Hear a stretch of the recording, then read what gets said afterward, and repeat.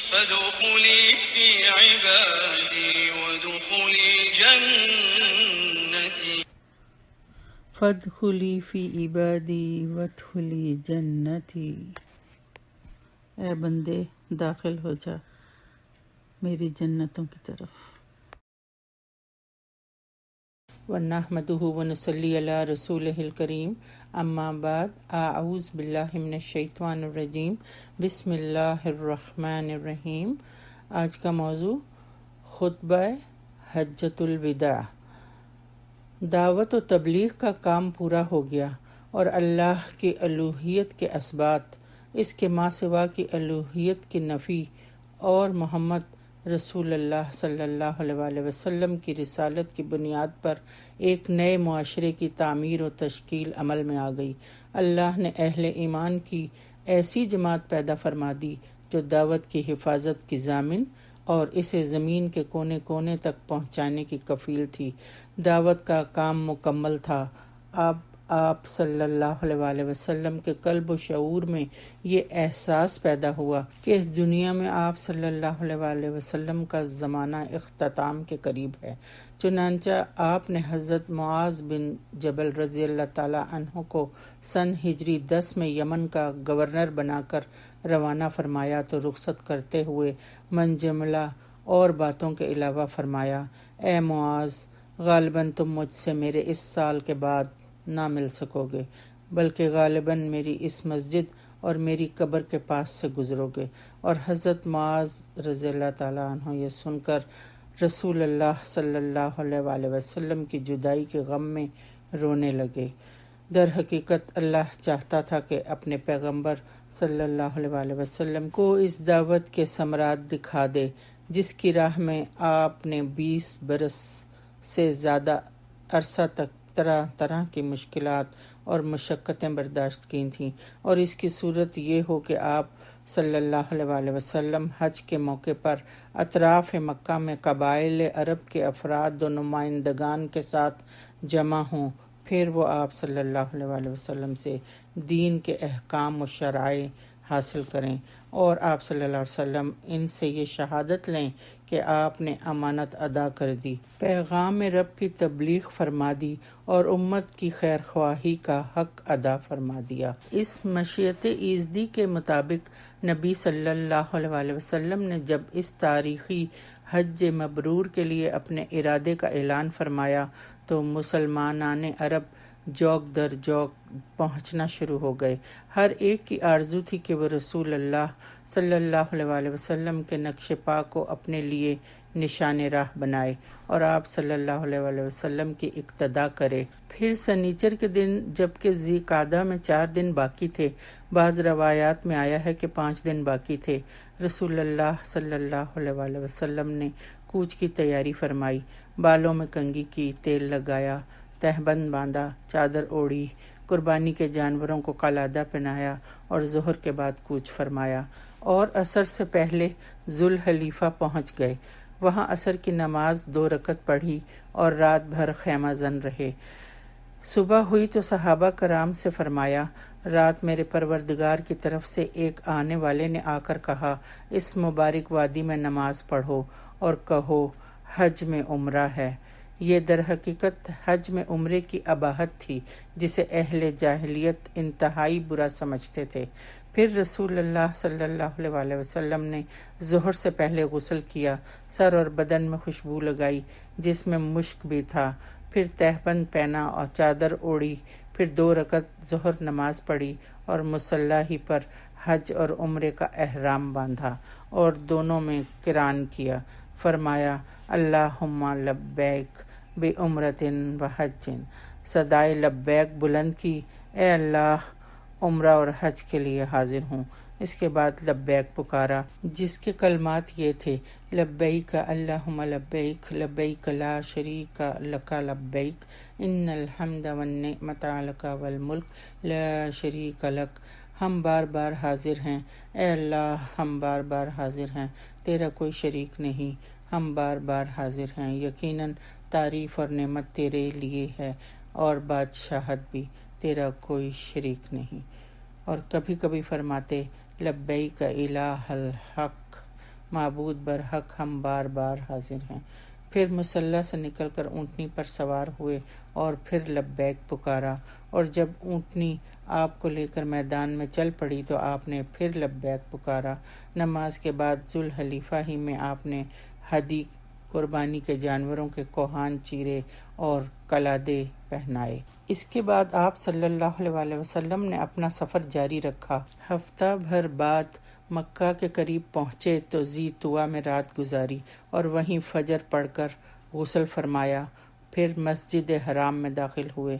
یہ اتوار 4 ذوالحجہ کی صبح تھی اور آپ صلی اللہ علیہ وسلم نے بیت اللہ کا طواف کیا اور صفا و مروہ کی سعی کی، پھر بالائی مکہ میں حجون کے پاس قیام فرمایا اور دوبارہ پلٹ کر طواف نہیں کیا، البتہ احرام برقرار رکھا کیونکہ آپ قارن تھے، یعنی حج اور عمرے کا احرام اکٹھا بندھا تھا، اور اس کی وجہ یہ تھی کہ آپ ہدی قربانی کے جانور ساتھ لائے تھے۔ چنانچہ جو کوئی بھی اپنے ساتھ ہدی لایا تھا آپ نے اسے حکم دیا کہ اپنا احرام برقرار رکھے، البتہ جو لوگ ہدی نہیں لائے تھے انہیں حکم دیا کہ طواف اور سعی کے بعد سر منڈالیں اور پورے طور پر حلال ہو جائیں اور اپنے اس عمل کو عمرہ قرار دے لیں، خواہ انہوں نے حج کی نیت سے احرام باندھا ہو یا عمرے کی نیت سے یا دونوں کی نیت سے۔ آپ صلی اللہ علیہ وسلم نے فرمایا، اگر مجھے پہلے وہ بات معلوم ہو جاتی جو بعد میں معلوم ہوئی تو میں ہدی نہ لاتا اور اسے عمرہ قرار دے دیتا اور حلال ہو جاتا۔ چنانچہ جن لوگوں کے پاس ہدی نہیں تھی وہ حلال ہو گئے۔ پھر آپ صلی اللہ علیہ وسلم 8 ذی الحجہ ترویہ کے دن منی تشریف لے گئے۔ جو لوگ حلال ہو چکے تھے وہ بھی حج کا احرام باندھ کر منی گئے۔ وہاں آپ صلی اللہ علیہ وسلم نے ظہر، عصر، مغرب، عشاء اور فجر کی نمازیں پڑھائیں اور 4 رکعت والی نمازیں قصر کر کے 2 رکعتیں پڑھیں۔ پھر سورج طلوع ہونے کے بعد منی سے چل پڑے اور عرفات تشریف لائے۔ وہاں وادی نمرہ میں آپ کے لیے قبا لگایا ہوا تھا۔ آپ صلی اللہ علیہ وسلم اسی میں استراحت فرما ہوئے۔ سورج ڈھلا تو قصوہ اونٹنی پر سوار ہو کر وادی ارنت میں تشریف لائے۔ لوگ آپ صلی اللہ علیہ وسلم کے گرد جمع تھے۔ بطن وادی میں اس وقت آپ صلی اللہ علیہ وسلم کے گرد 1,24,000 یا 1,44,000 انسانوں کا سمندر ٹھاٹھیں مار رہا تھا۔ آپ صلی اللہ علیہ وسلم نے ان کے درمیان ایک جامع خطبہ ارشاد فرمایا۔ آپ صلی اللہ علیہ وسلم نے فرمایا، لوگو میری بات سن لو، کیونکہ میں نہیں جانتا شاید اس سال کے بعد اس مقام پر میں تم سے کبھی نہ مل سکوں۔ تمہارا خون اور تمہارا مال اور تمہاری آبرو ایک دوسرے پر اس طرح حرام ہے جس طرح آج کے دن کی، موجودہ مہینے کی اور موجودہ شہر کی حرمت ہے۔ سن لو، جاہلیت کی ہر چیز میرے پاؤں تلے رون دی گئی ہے، جاہلیت کے خون بھی ختم کر دیے گئے، اور ہمارے خون میں سے پہلا خون جسے میں ختم کر رہا ہوں وہ ربیہ بن حارث کے بیٹے کا خون ہے۔ یہ بچہ بنو سعد میں دودھ پی رہا تھا کہ بنو حذیل نے اسے قتل کر دیا، اور جاہلیت کا سود ختم کر دیا گیا ہے، اور ہمارے سود میں سے پہلا سود جسے میں ختم کر رہا ہوں وہ عباس رضی اللہ تعالیٰ عنہ بن عبد المطلب کا سود ہے۔ اب یہ سارا کا سارا سود ختم ہے۔ ہاں، عورتوں کے بارے میں اللہ سے ڈرو، کیونکہ تم نے انہیں اللہ کی امانت کے ساتھ لیا ہے اور اللہ کے کلمے کے ذریعے حلال کیا ہے۔ ان پر تمہارا حق یہ ہے کہ وہ تمہارے بستر پر کسی ایسے شخص کو آنے نہ دیں جو تمہیں گوارا نہیں۔ اگر وہ ایسا کریں تو تم انہیں مار سکتے ہو، لیکن سخت مار نہ مارنا، اور تم پر ان کا حق یہ ہے کہ تم انہیں معروف طریقے سے کھلاؤ اور پہناؤ۔ اور میں تم میں ایسی چیز چھوڑے جا رہا ہوں کہ اگر تم نے اسے مضبوطی سے پکڑے رکھا تو اس کے بعد ہرگز گمراہ نہ ہوگے، اور وہ ہے اللہ کی کتاب۔ لوگو یاد رکھو، میرے بعد کوئی نبی نہیں اور تمہارے بعد کوئی امت نہیں، لہٰذا اپنے رب کی عبادت کرنا، 5 وقت کی نماز پڑھنا، رمضان کے روزے رکھنا، خوشی خوشی اپنے مال کی زکوٰۃ دینا، اپنے پروردگار کے گھر کا حج کرنا اور اپنے حکمرانوں کی اطاعت کرنا۔ ایسا کرو گے تو اپنے پروردگار کی جنت میں داخل ہوگے۔ آگاہ رہو کہ میں نے بات پہنچا دی، لوگوں میں تم سے پہلے رخصت ہونے والا ہوں اور خدا کے سامنے تمہارے متعلق شہادت دینے والا ہوں۔ واللہ میں حوض کوثر کو یہاں سے دیکھ رہا ہوں، مجھے سلطنتوں کے خزانوں کی کنجیاں تفویض کر دی گئی ہیں، مجھے اندیشہ نہیں کہ تم میرے بعد مشرک ہو جاؤ گے، ڈر یہ ہے کہ دینوی مفاد کی کشمکش میں نہ پڑ جاؤ۔ میں تمہارے درمیان ایسی چیز چھوڑے جا رہا ہوں کہ جب تک اس پر کاربند رہو گے کبھی راہ راست سے نہ ہٹو گے، وہ ہے اللہ کی کتاب۔ آگاہ رہو کہ میں نے بات پہنچا دی اور تم سے میرے متعلق پوچھا جانے والا ہے۔ الا البلغت، میں نے پہنچا دیا کہ نہیں؟ الا البلغت، الا البلغت، تین بار یہ بات کو دہرایا، سامنے چہرہ کر کے، دائیں طرف سے، بائیں طرف سے۔ صحابہ رضی اللہ تعالیٰ عنہم نے جواب دیا فرط ادب کے ساتھ، انک نشہد انک قد بلغت رسالتا واتیت الامانتا ورسالتا امتا وکشفت الامہ۔ اے نبی، ہم شہادت دیتے ہیں کہ آپ نے حق کے رسالت ادا کر دیا، تبلیغ کر دی، پیغام پہنچا دیا۔ آپ صلی اللہ علیہ وآلہ وسلم نے حق کے امانت ادا کر دیا، آپ نے امت کی خیر خواہی کا حق ادا فرما دیا۔ 3 دفعہ یہ جواب لے کر آپ نے انگشت شہادت کو آسمان کی طرف اٹھایا اور لوگوں کی طرف جھکاتے ہوئے 3 بار فرمایا، اللہم اشہد، اللہم اشہد، اللہم اشہد۔ اے اللہ تو بھی گواہ رہ، اے اللہ تو بھی گواہ رہ، اے اللہ گواہ رہ۔ آپ صلی اللہ علیہ وآلہ وسلم کے ارشادات کو ربیعہ رضی اللہ تعالیٰ عنہ بن امیہ بن خلف اپنی بلند آواز سے لوگوں تک پہنچا رہے تھے۔ اس خطبے میں آپ نے مزید کئی امور بیان فرمائے۔ جب آپ خطبہ سے فارغ ہو چکے تو اللہ عز و جل نے یہ آیت نازل فرمائی، الیوم اکملت لکم دینکم واتممت علیکم نعمتی ورضیت لکم الاسلام دینا۔ آج میں نے تمہارے لیے تمہارا دین مکمل کر دیا اور تم پر اپنی نعمت پوری کر دی اور تمہارے لیے اسلام کو بحیثیت دین پسند کر لیا۔ حضرت عمر رضی اللہ تعالیٰ عنہ نے یہ آیت سنی تو رونے لگے۔ دریافت کیا گیا کہ آپ کیوں رو رہے ہیں؟ تو فرمایا، اس لیے کہ کمال کے بعد زوال ہی تو ہے۔ خطبہ کے بعد حضرت بلال رضی اللہ تعالیٰ عنہ نے اذان دی اور پھر اقامت کہی۔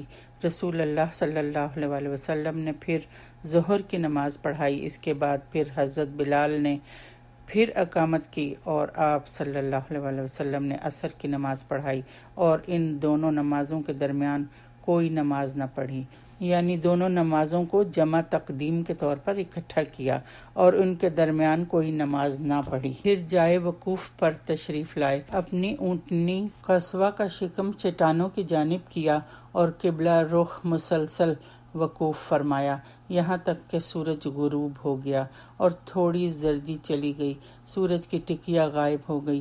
اس کے بعد آپ صلی اللہ علیہ وآلہ وسلم نے حضرت اسامہ رضی اللہ تعالیٰ عنہ کو پیچھے بٹھایا اور وہاں سے روانہ ہو کر مزدلفہ تشریف لائے۔ مزدلفہ میں مغرب اور عشاء کی نمازیں 1 اذان اور 2 اقامت سے پڑھیں اور درمیان میں کوئی نفل نماز نہیں پڑھی۔ اس کے بعد آپ صلی اللہ علیہ وآلہ وسلم لیٹ گئے اور طلوع فجر تک لیٹے رہے، البتہ صبح نمودار ہوتے ہی اذان اور اقامت کے ساتھ فجر کی نماز پڑھی۔ اس کے بعد قصوہ پر سوار ہو کر مشعر حرام تشریف لائے اور قبلہ رخ ہو کر اللہ سے دعا کی اور تکبیر و تحلیل اور توحید کے کلمات کہتے رہے یہاں تک کہ خوب اجالا ہو گیا۔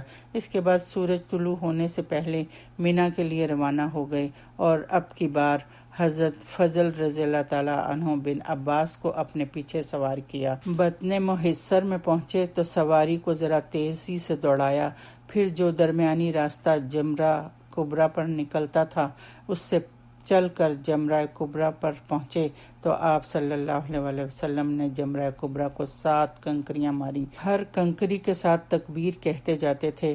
آپ نے یہ کنکریاں بطن وادی میں کھڑے ہو کر ماری تھیں۔ ہر جمرہ کو کنکری مارنے تک آپ لبیک کہتے رہے اور کنکریاں مارنے کے ساتھ ہی تلبیہ ختم کر دیا۔ نیز اس جمرہ کے پاس ٹھہر کر آپ یہ بھی فرماتے رہے کہ مجھ سے اپنے اعمال حج سیکھ لو، غالباً میں اپنے اس سال کے بعد حج نہ کر سکوں گا۔ اس کے بعد آپ صلی اللہ علیہ وسلم منی میں قربان گاہ تشریف لے گئے اور اپنے دست مبارک سے 63 اونٹ ذبح کیے، پھر حضرت علی رضی اللہ تعالیٰ عنہ کو سونپ دیا اور انہوں نے بقیہ 37 اونٹ ذبح کیے۔ اس طرح 100 اونٹ کی تعداد پوری ہو گئی۔ آپ صلی اللہ علیہ وسلم نے حضرت علی رضی اللہ تعالیٰ عنہ کو بھی اپنی ہدی قربانی میں شریک فرما لیا تھا۔ پھر اس کے بعد آپ کے حکم سے ہر اونٹ سے ایک ایک ٹکڑا کاٹ کر ہانڈی میں ڈالا گیا اور پکایا گیا۔ پھر آپ صلی اللہ علیہ وسلم نے اور حضرت علی رضی اللہ تعالیٰ عنہ نے اور لوگوں نے اس کا گوشت تناول کیا اور شوربہ پیا۔ قربانی سے فارغ ہو کر حجام کو بلایا اور سر کا داہنا حصہ دیا۔ اس نے مونڈ کر ایک ایک 2 بال لوگوں میں تقسیم کر دیے، پھر بایاں حصہ مونڈ کر ابو طلحہ رضی اللہ تعالیٰ عنہ کو دے دیا۔ پھر آپ صلی اللہ علیہ وسلم نے اپنے کپڑے پہنے، خوشبو لگائی اور اس کے بعد سوار ہو کر بیت اللہ تشریف لائے اور طواف اضافہ کیا، لیکن صفا و مروہ کے درمیان سعی نہیں کی۔ اس کے بعد ظہر کی نماز پڑھ کر بنو عبد المطلب کے پاس تشریف لائے۔ وہ لوگوں کو زمزم پلا رہے تھے۔ آپ نے فرمایا، بنو عبد المطلب، تم لوگ پانی کھینچو۔ اگر یہ اندیشہ نہ ہوتا کہ لوگ تمہارے پانی پلانے کے اس کام میں تمہیں مغلوب کر دیں گے تو میں بھی تم لوگوں کے ساتھ کھینچتا۔ چنانچہ انہوں نے ایک ڈول آپ کو پانی دیا اور آپ صلی اللہ علیہ وسلم نے اسے پیا۔ اس کے بعد آپ منی واپس آ گئے اور وہاں ایام تشریق 11، 12، 13 ذی الحجہ تک ٹھہر کر تینوں جمرات کو روزانہ سورج ڈھلنے کے بعد کنکریاں مارتے رہے۔ نبی کریم صلی اللہ علیہ وسلم نے یوم النحر 10ویں تاریخ کو بھی ایک خطبہ ارشاد فرمایا تھا۔ خطبے کے وقت آپ صلی اللہ علیہ وسلم خچر پر سوار تھے اور حضرت علی رضی اللہ تعالیٰ عنہ آپ کے ارشادات صحابہ کو سنا رہے تھے۔ صحابہ کرام کچھ بیٹھے اور کچھ کھڑے تھے۔ آپ صلی اللہ علیہ وسلم نے آج کے خطبے میں بھی کل کی کئی باتیں دہرائیں۔ صحیح بخاری اور صحیح مسلم میں حضرت ابو بکر کا یہ بیان مروی ہے کہ نبی صلی اللہ علیہ وسلم نے ہمیں یوم النحر کو خطبہ دیا، فرمایا، زمانہ گھوم پھر کر اپنی اس دن کی حیت پر پہنچ گیا ہے جس دن اللہ نے آسمان و زمین کو پیدا کیا تھا۔ سال 12 مہینے کا ہے، جن میں 4 مہینے حرام کے ہیں، 3 پے در پے یعنی ذی قعدہ، ذی الحج اور محرم، اور ایک رجب مضر جو جمادی الاخر اور شعبان کے درمیان ہے۔ آپ نے یہ بھی فرمایا، یہ کون سا مہینہ ہے؟ ہم نے کہا، اللہ اور اس کا رسول بہتر جانتے ہیں۔ اس پر آپ صلی اللہ علیہ وسلم خاموش رہے، یہاں تک کہ ہم نے سمجھا کہ آپ اس کا کوئی اور نام رکھیں گے، لیکن پھر آپ نے فرمایا، کیا یہ ذی الحجہ نہیں ہے؟ ہم نے کہا، کیوں نہیں؟ آپ صلی اللہ علیہ وسلم نے فرمایا، یہ کون سا شہر ہے؟ ہم نے کہا، اللہ اور اس کا رسول بہتر جانتے ہیں۔ اس پر آپ خاموش رہے، یہاں تک کہ ہم نے سمجھا آپ اس کا کوئی اور نام رکھیں گے، مگر آپ نے فرمایا، کیا یہ بلدہ مکہ نہیں ہے؟ ہم نے کہا، کیوں نہیں؟ آپ نے فرمایا، اچھا تو یہ دن کون سا ہے؟ ہم نے کہا، اللہ اور اس کا رسول بہتر جانتے ہیں۔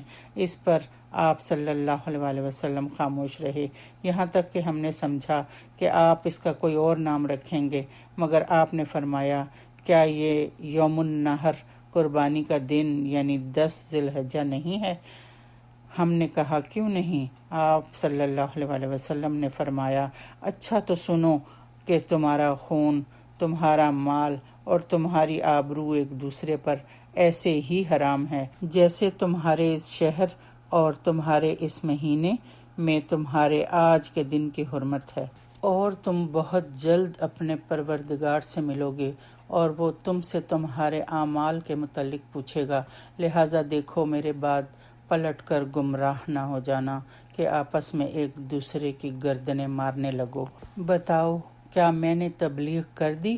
صحابہ رضی اللہ تعالیٰ عنہم نے کہا، ہاں۔ آپ صلی اللہ علیہ وسلم نے فرمایا، اے اللہ گواہ رہ، جو شخص موجود ہے وہ غیر موجود تک میری باتیں پہنچا دے، کیونکہ بعض وہ افراد جن تک یہ باتیں پہنچائی جائیں گی وہ بعض موجودہ سننے والوں سے کہیں زیادہ ان باتوں کو سمجھ سکیں گے۔ ایک اور روایت میں ہے کہ آپ صلی اللہ علیہ وسلم نے اس خطبے میں یہ بھی فرمایا، یاد رکھو کوئی بھی جرم کرنے والا اپنے سوا کسی اور پر جرم نہیں کرتا، یعنی اس جرم کی پاداش میں کوئی اور نہیں بلکہ خود مجرم ہی پکڑا جائے گا۔